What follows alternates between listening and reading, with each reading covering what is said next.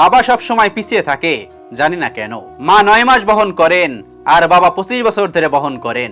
উভয়ই সমান, তবুও কেন বাবা পিছিয়ে আছেন তা জানি না।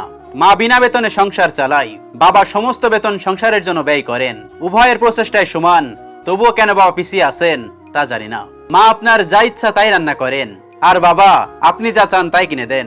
তাদের উভয়ের ভালোবাসায় সমান, তবে মায়ের ভালোবাসা উচ্চতার হিসেবে দেখানো হয়। জানি না বাবা কেন পিছিয়ে।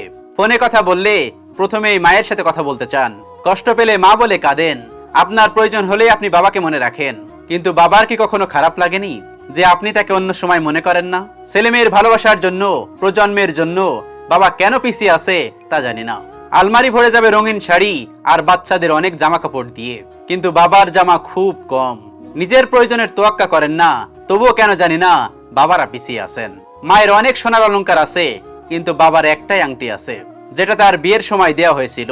তবুও মা কম গহনা নিয়ে অভিযোগ করতে পারেন, আর বাবা করেন না। তারপরও জানি না কেন বাবা পিছিয়ে।